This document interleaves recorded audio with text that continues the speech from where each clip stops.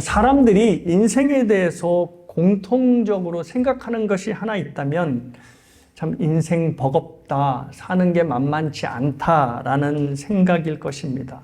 부자는 부자대로, 또 가난한 자는 가난한 자로, 또 청년은 청년대로, 노인은 노인대로 왜 이렇게 내 삶은 힘들 수밖에 없는가라는 생각을 하게 될 것입니다. 특별히 남들의 인생이 참으로 쉬워 보이는데 자신은 그렇지 못할 때 내 인생 참 힘들다라고 생각을 하게 될 것입니다.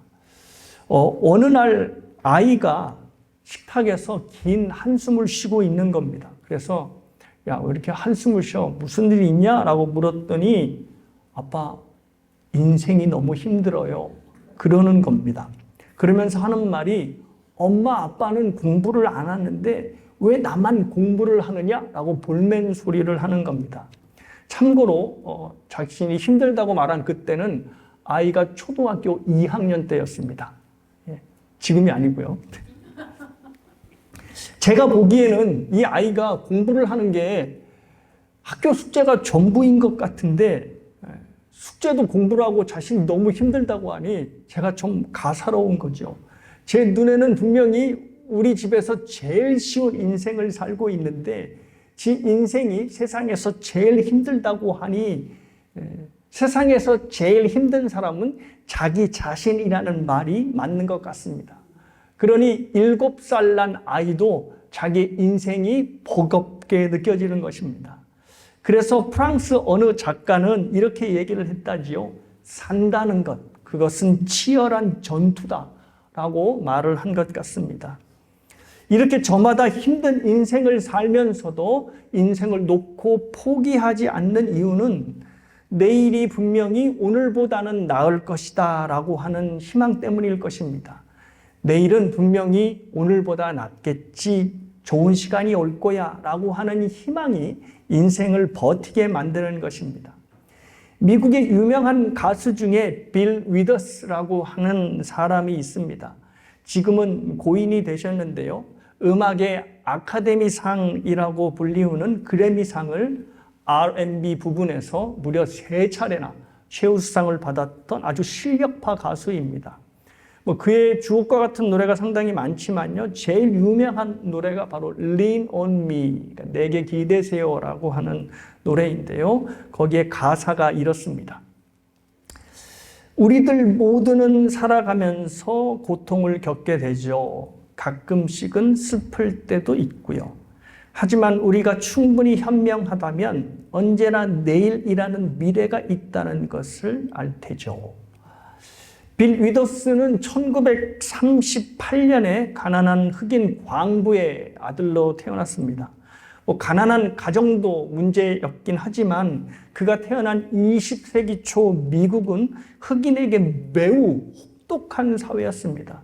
그러니 이 빌 위더스가 얼마나 힘들게 그 삶이 펼쳐졌겠습니까? 더욱이 빌 위더스가 13살이 되던 해에 아버지가 죽고 홀로 가장이 되자 더욱더 힘든 삶을 살게 되었습니다.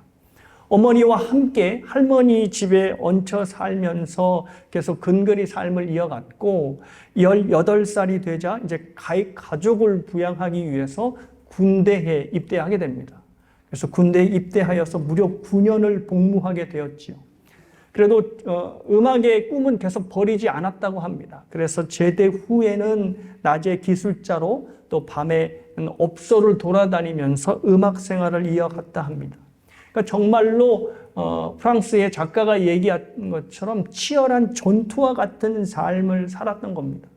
그럼에도 불구하고 삶을 포기하지 않았던 것은 그의 노래 가사처럼 언제나 내일이라는 미래가 있다라고 하는 소망을 붙들었기 때문입니다. 내일은 오늘보다 나을 거야 라고 하는 소망이 그를 살게 만든 것입니다. 이렇게 내일의 소망은 오늘의 고통과 고난을 견딜 수 있게 하는 힘을 줍니다. 그래서 사실 인생의 문제는 그 인생이 힘드냐 아니면 편하냐의 문제가 아니라 그에게 내일의 소망이 있느냐 아니면 내일의 소망이 없느냐의 문제가 될 것입니다.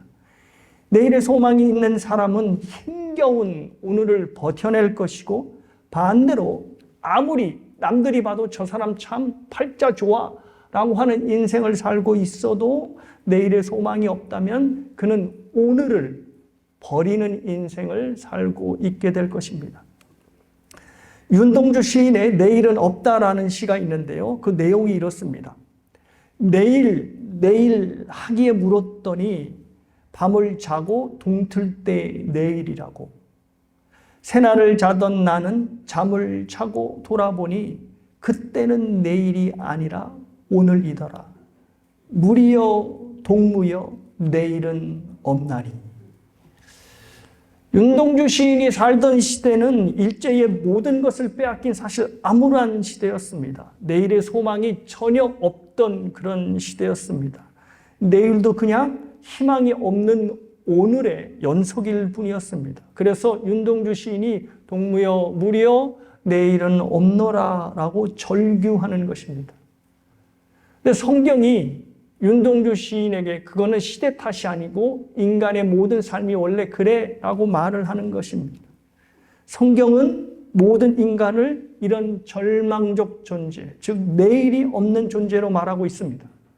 왜냐하면 그 인생 끝에 죽음이 기다리고 있기 때문입니다. 아무리 성공하고 부유한 인생을 살아도 그 끝에 죽음이 있는 한 절망적인 오늘을 내일로 맞이할 수밖에 없는 것입니다. 죽음이 내일 기다리고 있으니 그 내일에 대하여 소망을 품을 수 없는 것입니다. 그런 의미에서 윤동주 시인의 동무여 내일은 없나니라고 하는 절규는 그의 절규뿐만 아니라 우리 모두의 절규가 될 것입니다. 오늘 본문에는 한 여인이 등장을 합니다. 근데 이 여인은 지금 절망의 눈물을 흘리고 있습니다. 그 여인은 바로 여러분이 잘 알고 있는 막달라 마리아입니다. 공관복음에서는 이 막달라 마리아를 어떻게 소개하냐면 7 귀신 들렸던 자로 소개합니다. 당시의 사회는 여자가 가장 비천한 계층이었으니까 이 마리아의 삶이 얼마나 비참했겠습니까? 그런데 거기에 더하여 이 여자가 7 귀신까지 들렸으니 삶은 이루 말할 수 없이 비천했을 것입니다. 그런데 예수님이 그 여인에게서 귀신을 쫓아내시고 새 삶을 주셨으니 마리아에게 예수님이 전부가 되었다 해도 과언이 아닐 것입니다.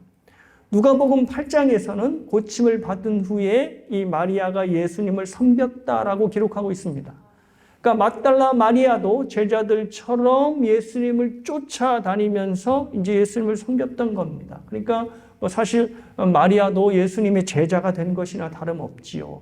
제자들이 인생의 전부를 예수님께 드리며 쫓았듯이 이 마리아도 자신의 모든 인생을 드리고 예수님을 쫓았던 겁니다. 그런데 그런 예수님이 십자가에서 너무 허무하게 죽었으니 그의 인생의 전부를 잃게 된 것입니다. 그리고 지금은 그 시신까지 마저 없어져 버리게 되었으니 그 마음이 얼마나 무너져 내리겠습니까? 그래서 지금 마리아가 울고 있는 것입니다. 11절에 마리아가 울다라고 하는 표현이 2번이나 나오는데요. 이 울다라고 하는 헬라어 크라이오는 그냥 흐느껴 우는 것보다 아주 대성통곡을 하는 것입니다. 그도 그렇듯이 인생의 전부를 잃었고 그나마 시신까지 만질 수 없고 볼 수 없으니 대성통곡을 하지 않겠습니까? 마리아의 이 눈물은 말씀드렸듯이 개인의 눈물이 아니라 내일이 없는 인생을 사는 모든 이의 눈물로 봐도 될 것입니다. 왜냐하면 예수님이 없는 인생은 내일이 없는 인생이기 때문입니다. 그래서 마리아의 통곡은 사실 한 개인의 통곡이 아니라 죽음을 기다리는 내일의 인생을 사는 모든 인간들의 통곡으로 봐도 무관할 것입니다. 그런데 그렇게 통곡하고 있는 마리아를 예수님께서 그냥 놔두지 않으셨다는 거지요. 그에게 나타나셔서 깊은 절망에서부터 끌어내어 주셨습니다. 그래서 본문에 우리가 읽었던 마지막 18절은 마리아가 절망의 사람에서 주님의 부활을 전하는 아주 소망의 사람으로 바뀌었음을 보여주고 있습니다. 그러니까 부활의 주님을 만남으로 인하여서 바로 내일의 소망을 가진 사람으로 바뀌게 된 것입니다. 이 부활주일에 설교자로서 여러분에게 소망하는 것이 있다면 바로 마리아를 살린 부활의 소망을 확인하는 것이고, 또 부활의 소망이 저와 여러분의 삶에 어떻게 적용되어야 하는지를 배우는 것이 저의 자그마한 바람이 될 것입니다. 오늘 이 시간 절망을 소망으로 바꾸는 부활의 주님이 오늘 저와 여러분의 마음속에 경험되기를 주님의 이름으로 축복합니다. 이제 본문 안으로 좀 들어가 보시겠습니다. 1절에서 3절까지 말씀입니다. 안식 후 첫날 일찍이 아직 어두울 때에 막달라 마리아가 무덤에 와서 돌이 무덤에 옮겨진 것을 보고 시몬 베드로와 예수께서 사랑하시던 그 다른 제자에게 달려가서 말하되, 사람들이 주님을 무덤에서 가져다가 어디 두었는지 우리가 알지 못하겠다 하니 베드로와 그 다른 제자가 나가서 무덤으로 갈새. 지금 요한복음이 예수님의 부활에 대하여 전하는 그 내용이 이제 펼쳐지고 있습니다. 그러니까 20장이 부활장인 거죠. 근데 우리가 주목해 볼 것은 이 요한복음의 부활장이 공관복음과는 달리 예수님의 부활을 전할 때 천사의 이야기로부터 시작하는 것이 아니라 예수님이 돌아가신 다음 날, 그 새벽 아침에 무슨 일이 일어났는가를 시작하는 데서부터 펼쳐지고 있다는 것입니다. 그래서 오늘 본문이 이렇게 시작하죠. 일찍이 아직 어두울 때, 즉 동트기 전에 바로 이러한 일이 일어났다라고 요한복음이 굉장히 사실적으로 기술하는 것입니다. 그 동트기 전 새벽에 막달라 마리아가 무덤에 당도한 것입니다. 그런데 무덤을 보니 무덤에 돌문이 활짝 열려져 있는 것입니다. 마가복음을 보면 이 여인들이, 마리아뿐만 아니라 여인들이 무덤에 가려 할 때 걱정했던 게 하나 있었습니다. 돌문을 어떻게 옮기지? 라고 걱정을 했거든요. 왜냐하면 여인네들이 무슨 수로 큰 돌문을 옮깁니까? 그래서 걱정하며 갔는데 지금 무슨 일이 일어났냐면 돌문이 옮겨져 있는, 즉 무덤이 열려져 있는 상태였습니다. 당시 유대 사람들은 아시겠지만 큰 암석을 파서 무덤을 만들었습니다. 그래서 그 무덤 안에, 그러니까 동굴 안에 돌로 만든 긴 의자를 만들어 놓고 그 위에 수일을 싼 시신을 안치해 놓는, 그래서 이제 그렇게 무덤을 사용하였고, 또 큰 입구를 돌문으로 가로막아서 이제 쉽게 들어갈 수 없고 들어가는 원할 때는 그 문을 옮겨서 들어갈 수 있게끔 만들어 놨습니다. 그런데 이 돌이 무덤에서 옮겨졌다는 이 말은 누군가가 예수님의 시신을 손을 대기 위해 열었다는 것이고, 그러면 저 안에 예수님의 시신이 없을 수도 있겠는데? 라고 하는 생각으로 들어갔습니다. 그래서 부랴부랴 정말 들어가 보니 마리아의 예상대로 그 안에 예수님의 시신이 없는 것입니다. 무덤이 비었다. 큰일 난 것이죠. 예수님의 시신까지 없어졌으니 큰일 났다 하고, 혹시 제자들이 옮겼나? 라고 하는 생각으로 얼른 제자들에게 이 사실을 전했습니다. 나 모르는 사이에 제자들이 옮겼을 수도 있으니 확인해 보았다 하는 측면에서 아마 찾아가 얘기했을 것입니다. 그런데 그 얘기를 듣고 제자들이 더 깜짝 놀라는 것입니다. 그런 적 없는데? 라고 하면서 그들이 무덤으로 달려갑니다. 무덤으로 달려간 제자들 중에는 바로 예수님이 사랑하시는 사도 요한이 있었습니다. 그래서 3절, 4절에서 다른 제자라고 말하는 것이 바로 사도 요한입니다. 무덤에 정말로 빨리 달려간 사도 요한이 제일 먼저 발견한 것은 바로 세마포였습니다. 당시 상황이 어떠한 것인지 상세하게 5절과 7절에서 말씀을 합니다. 구무려 세마포 놓인 것을 보았으나 들어가지는 아니하였더니 시몬 베드로는 따라와서 무덤에 들어가 보니 세마포가 놓였고 또 머리를 쌌던 수건은 세마포와 함께 놓이지 않고 딴 곳에 쌌던 대로 놓여 있었더라. 여기에 주목해 볼 동사가 바로 놓였다와 쌌던 대로 놓았다라고 하는 동사입니다. 놓였다라고 하는 헬라어는 케이마이라고 하는 이 단어인데요. 그 뜻이 뭐냐면 잘 정돈이 되어서 놓여 있는 상태를 말합니다. 그러니까 예수님의 세마포가 아주 잘 정돈되어 놓여 있다는 것이고, 또 쌌던 대로 놓았다라고 하는 이 단어는 엔틀리소라고 하는 단어인데요. 붕대를 감듯이 아주 정성스럽게 세마포가 놓였다는 것을 말합니다. 그래서 이 개역 성경 이전 성경은 그 번역을 개어 있다, 개켜 있다라고 번역되어 있는 겁니다. 그러니까 여러분 머릿속으로 생각이 되시죠? 예수님을 둘둘 말았던 세마포가 그냥 무질서하게 널려 있는 것이 아니고 잘 정돈되었고 개어 있다는 것입니다. 자, 이 두 동사를 종합해 보면 예수님을 쌓았던 세마포가 그 모양 그대로 흐트러지지 않고 그대로 놓여 있다는 것을 의미합니다. 마치 예수님이 돌돌 말았던 세마포에서 수증기처럼 빠져나간 것처럼 보입니다. 그러니까 돌돌돌 말았다가 예수님이 수증기처럼 훅 하고 없어지니까 그 말았던 세마포가 훅 하고 그 자리에 꺼진 거지요. 유대 사람들도 우리나라 사람처럼 장례를 할 때 염을 하죠. 그래서 똥똥 동요매잖아요. 근데 유대 사람들도 마찬가지로 똥똥 동요매는 염을 합니다. 그래서 나사로를 살릴 때 나사로야 나오라 할 때 나사로가 수족을 동인 채 나온 거죠. 바로 그 이유입니다. 자, 예수님의 시신도 세마포로 아주 똘똘 매여 있었는데 그 모습 그대로 세마포만 가지런히 놓여 있는 것입니다.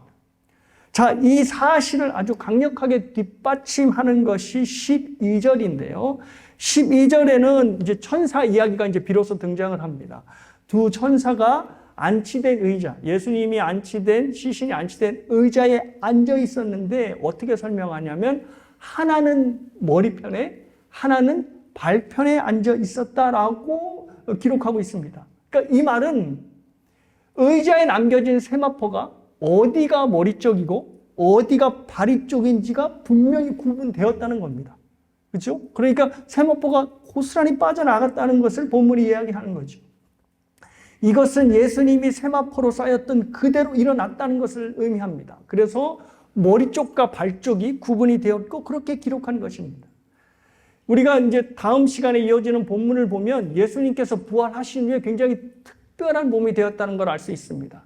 제자들이 너무나 무서워서 마가의 다락방에 숨어서 문을 꽁꽁 잠그고 있었을 때, 그래서 누구도 들어오지 못했을 때 예수님께서 갑자기 제자들 사이에 딱 하고 서 계신 겁니다. 그러니까 예수님께서 잠겨있는 문을 통과하실 정도의 굉장히 특별한 몸을 입고 계신 겁니다. 그러니까 그 특별한 몸으로 세마포를 빠져나간 흔적이 지금 고스란히 요한복음에 기록되어 있는 것입니다. 자, 지금까지 우리가 굉장히 자세하게 세마포에 대한 이야기를 봤는데요.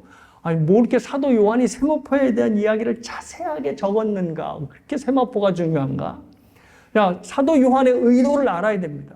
사도 요한이 세마포에 대해서 집중을 하게 된 것은 이 예수님의 부활의 모든 사건이 객관적인 사실에 근거한다는 것을 보여주기 위해서입니다.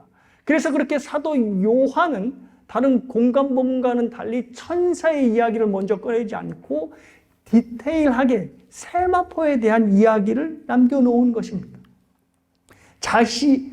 천사의 이야기를 먼저 꺼냈다간 사람들이 천사 나오는 무슨 환상이나 신화를 얘기할 거구만 라고 오해할 소지가 있었기 때문입니다. 사도 요한은 바로 이 세마포의 이야기를 통해서 예수의 부활이 객관적인 사실에 근거한다. 그리고 예수의 부활을 전하는 여인들이 예수님이 너무나 그리워가지고 헛개비를 본, 환상을 본 이야기를 전하는 것이 아니다라는 것을 강조하고 있는 것입니다. 자, 이것이 오늘 설교에서 저와 여러분이 붙잡아야 될 부분이라 생각합니다. 그것은 우리가 믿고 있는 부활의 믿음이 객관적 사실에 근거하고 있다는 것입니다. 신화나 전설이나 환상이 들어올 틈이 없다는 것입니다. 요한이 전하는 굉장히 디테일한 객관적인 사실의 묘사에 저와 여러분이 갖고 있는 부활의 믿음이 기초하고 있다는 겁니다. 만일 예수님의 부활이 객관적인 디테일한 기초에 기초하고 있지 않다면 우리의 부활의 믿음은 신앙과 환상 아니면 허구의 기초를 둔 믿음일 수밖에 없습니다. 그렇게 되면 우리가 믿는 부활의 믿음은 끔찍한 현실을 피하기 위한 현실 도피용밖에 될 수 없습니다. 우리도 지금 이 땅에서 고생하지만 언젠가는 부활할 거야 라고 하는 현실 도피용의 망상에 지나지 않는다는 것이죠. 그래서 헛된 꿈을 심어주는 동화에 지나지 않게 될 것입니다. 만약 예수님께서 디테일한 사실에 근거한 부활이 이루어지지 않았다면 우리가 굳이 왜 예수의 부활을 믿으며 살 필요가 있겠습니까? 예수의 부활이 아니더라도 우리에게 소망을 주는 이야기들은 너무너무 많습니다. 특별히 아이들이 좋아하는 동화는 모두에게 소망을 주는 동화들의 이야기로 가득합니다. 신데렐라, 백설공주, 인어공주, 라푼젤, 이 이야기들의 모든 공통점이 뭔지 아십니까? 오늘 설교의 제목처럼 해피엔딩으로 끝난다는 것입니다. 그런데 여러분, 저와 여러분이 이 이야기를 아직도 허리에 끼고 읽으십니까? 않죠. 저 이야기는 어린 아이들이 이야기를 읽지 어른이 되면, 지금 서진이가 8학년인데 서진이도 저 이야기 읽지 않습니다. 왜냐하면 우리가 살고 있는 현실은 또 동화가 얘기하는 것처럼 해피엔딩으로 끝나지 않는다는 것을 알고 있기 때문입니다. 우리가 사는 현실은 사실 해피엔딩보다는 새드엔딩이 더 많기 때문에 저 동화를 읽지 않는 겁니다. 저건 동화 속의 이야기나 해피엔딩이지 뭐. 우리가 살아가는 현실은 새드엔딩인데 뭐 저게 뭐야. 인생의 끝이 죽음이니 당연히 저 해피엔딩으로 끝나는 동화들은 우리의 손에서 멀어질 수밖에 없는 것입니다. 그래서 예술 작품도, 그리고 특별히 문학 작품도 해피엔딩으로, 뭐 영화도 그렇고 모든 문학이 해피엔딩으로 끝나면 그거는 걸작으로 인정받지 못한다고 합니다.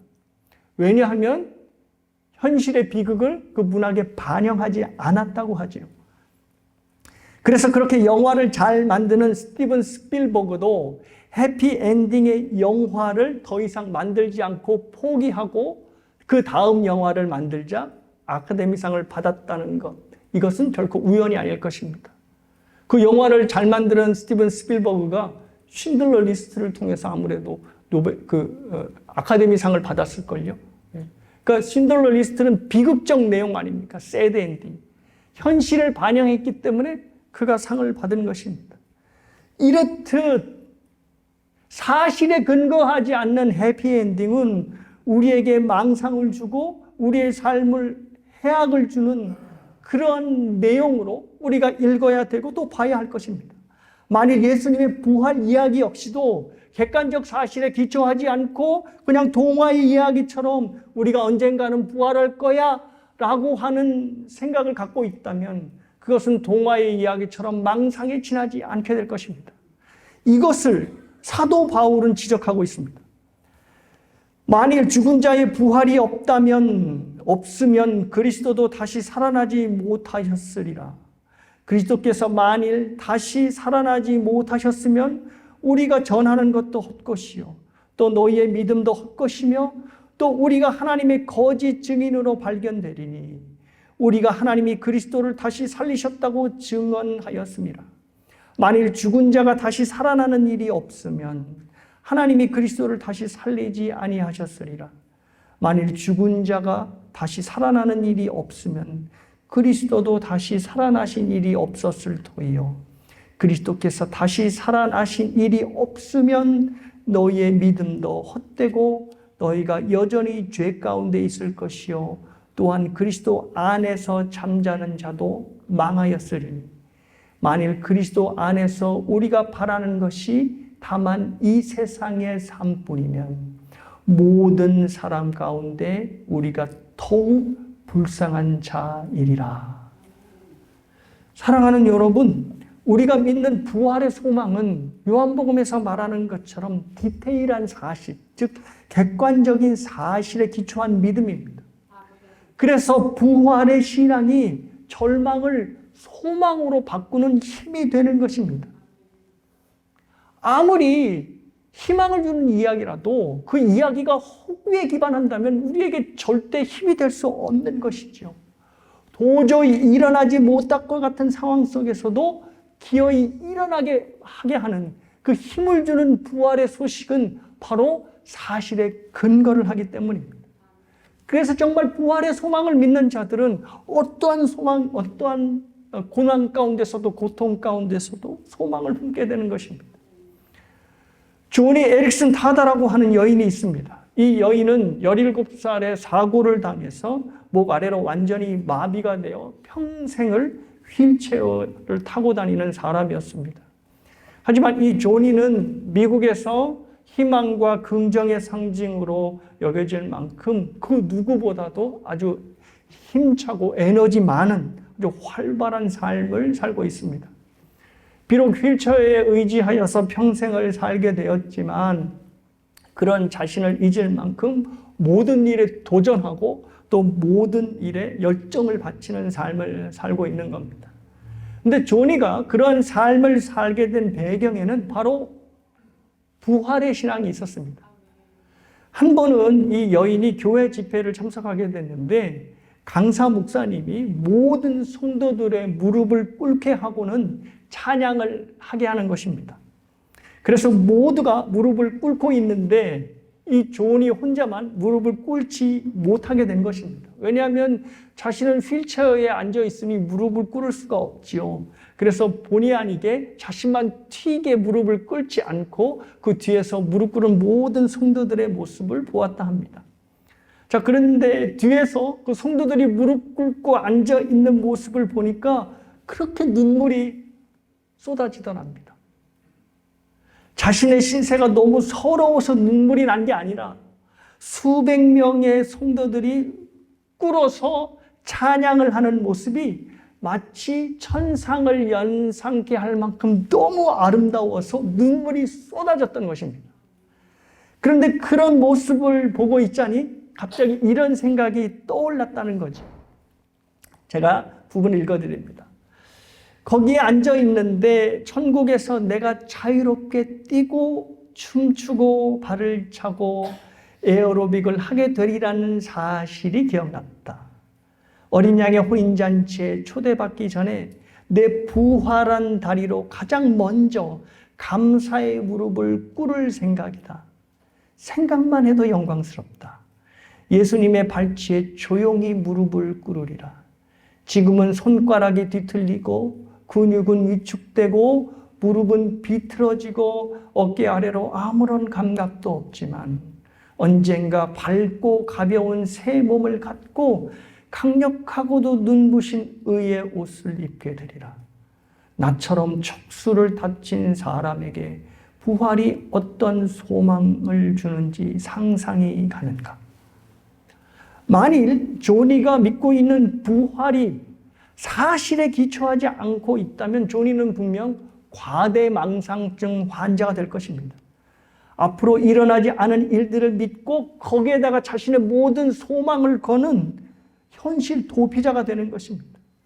하지만 저와 여러분이 이미 알고 있듯이 조니가 갖고 있는 소망은 절대 과대망상이 아닙니다. 왜냐하면 요한이 전하는 부활은 분명한 객관적 사실의 근거를 두고 있기 때문입니다. 그래서 그는 해피엔딩으로 끝나는 동화와 같은 인생을 이 땅에서 미리 살아내고 있는 것입니다.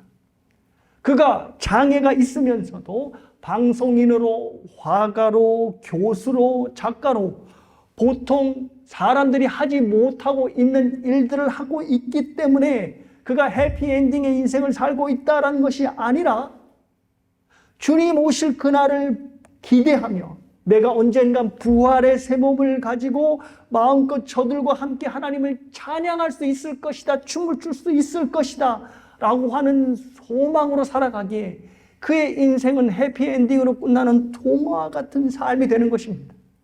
저와 여러분이 인정할 수밖에 없듯이 그의 인생 끝에는 영원한 해피엔딩이 기다리고 있기 때문입니다. 사랑하는 여러분, 저와 여러분은 정말 만만치 않은 인생을 살아가고 있습니다. 초등학교 2학년도 힘들어하는 인생이면 우리가 살아가는 인생은 얼마나 더 힘든 인생이겠습니까? 그럼에도 우리에게 소망이 있고 동화와 같은 인생을 살고 있다고 감히 말할 수 있는 이유는 바로 부활의 신앙 때문입니다. 조니 에릭슨 타다가 말한 것처럼 그날이 오면 저와 여러분은 부활하여 지금과 전혀 다른 새 마음과 새 몸을 가지고 하나님 앞에 마음껏 뛰놀며 찬양하며 하나님 앞에서 노래할 수 있게 될 것입니다. 사랑하는 여러분, 죽음이 입 벌리고 모든 인생을 기다리고 있는 한 절대 인간의 삶은 해피엔딩으로 끝날 수가 없습니다. 우리의 인생이 해피엔딩으로 끝나기 위해서는 부활의 신앙으로 자신의 삶을 들여다보는 방법밖에 없습니다. 아무리 힘들고 고통스러워도 지금의 삶이 전부가 아니고 언젠가 진짜의 삶이 나에게 주어진다라고 하는 부활의 믿음만이 저와 여러분의 삶을 해피엔딩으로 이끌게 될 것입니다. 자, 그런데 문제는 우리가 중요한 이 부활의 믿음을 종종 놓칠 때가 너무나 많다는 것입니다. 왜냐하면 녹록지 않은 현실 때문입니다. 우리의 정말로 힘들고 무거운 현실이 부활에 우리의 시선을 머물지 못하게 하고 녹록지 않은 현실에 자꾸 머물게 만드는 것입니다. 오늘 본문에 나오는 마리아를 보십시오.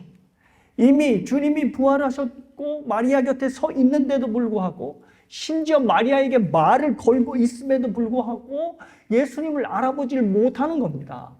왜냐하면 마리아의 마음속에는 예수님이 분명히 시신이 저 무덤 안에 있어야 되는데 라고 하며 거기에만 잔뜩 빈 무덤에만 꽂혀 있으니 옆에 부활하신 주님이 서 계신데도 주님을 바라보지 못하고 먹막한 현실인 빈 무덤만 바라보는 것입니다.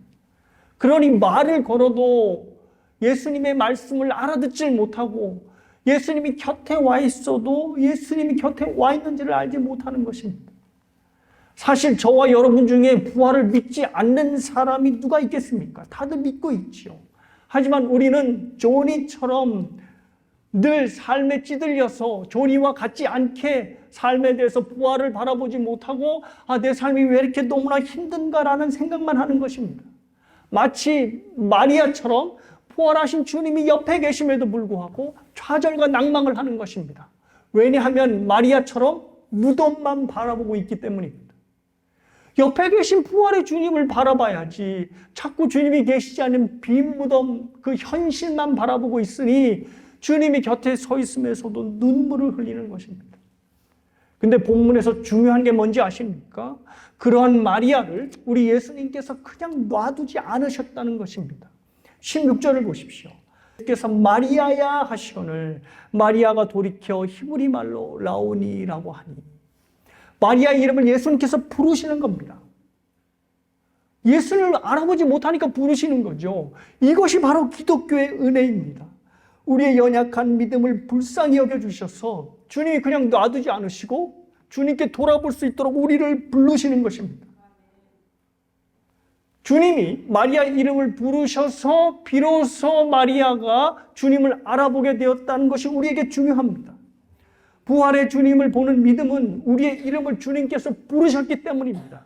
여러분이 교회를 다닐 만큼 다녀서 부활을 믿게 된 것 아니고 여러분이 남보다 종교성이 뛰어나기 때문에 부활을 믿는 것이 아니라는 말입니다. 예수님께서 마리아처럼 우리의 이름을 부르셨기에 바로 부활의 주님을 우리가 바라볼 수 있게 된 것입니다. 예수님께서 우리의 이름을 부르시며 부활의 믿음을 주신 이유는 분명합니다. 저와 여러분의 인생이 해피엔딩임을 보여주기 위해서입니다. 부활의 신앙으로 더 이상 삶에 주눅들지 않고 용감하게 믿음의 모험을 감행시키기 위하여 우리를 부활의 신앙으로 인도하신 것입니다. 주님의 부활이 바로 우리의 해피엔딩을 보장하고 있습니다. 해피엔딩의 결말을 이미 거머쥔 사람답게 무엇이든지 그리고 언제든지 어느 곳에서든지 벅찬 기쁨으로 삶을 살아가시는 여러분 모두가 되시길 주님의 이름으로 축복합니다.